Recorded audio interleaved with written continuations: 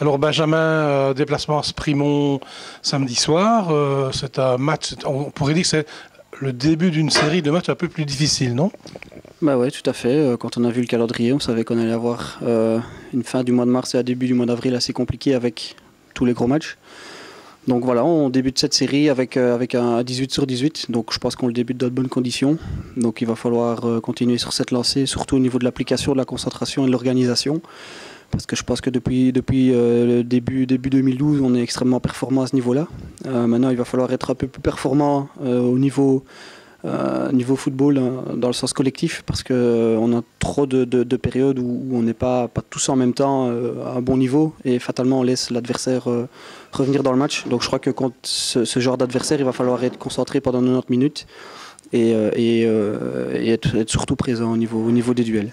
Alors, ceci dit, Sprimont, c'est un bon terrain, c'est une équipe qui joue au football, donc c'est aussi un avantage pour Liège.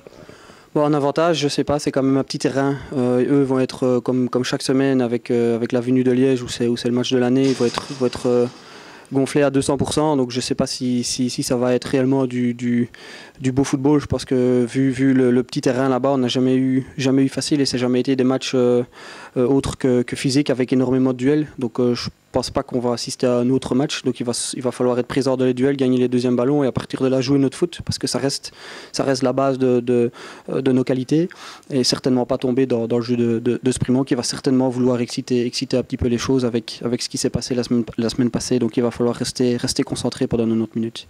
Mais ceci dit, tu parles de la semaine passée. Vous avez encore subi le match, hein, en deuxième mi-temps. Comment est-ce que l'on pourrait éviter ce genre de choses? Parce que ça a bien tourné, mais contre Sprimont, ça pourrait justement s'avérer dangereux. Ben oui, on a failli revivre le remake de Meux où on menait également 0-2. On n'est pas une équipe où on est capable de gérer. Je pense qu'il faut être conscient que même quand on mène au score, il faut continuer à aller de l'avant parce que c'est notre tempérament, que ce soit d'un point de vue individuel ou collectif. On n'est pas capable de gérer un score. Parce que dès qu'on mène au score, on fait un bond de 20 mètres en arrière, ce qui permet à l'adversaire de gagner facilement du terrain, de pouvoir commencer à balancer de longs ballons qui peuvent éventuellement traîner. Et c'est vrai que si Nico ne sort pas 2-3 arrêts importants, mais Abbé peut revenir au score. Donc c'est sûr qu'à ce niveau-là, il va falloir être très concentré. Au classement, le trou est quand même un peu fait par rapport à Givry et Faymonville.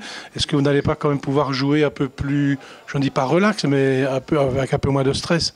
Je pense qu'on aurait tort d'agir comme ça, c'est-à-dire de croire que c'est arrivé. Il reste 8 matchs, il reste 24 points à prendre.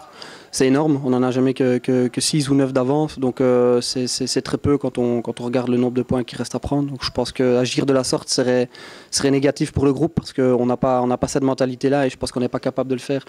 Et puis le meilleur moyen de maintenir ces équipes-là à distance, c'est de continuer à mettre la pression en gagnant des matchs. Et puis bon, on avait comme objectif de jouer le top 5, puis de prendre la 4e place, prendre la 3e.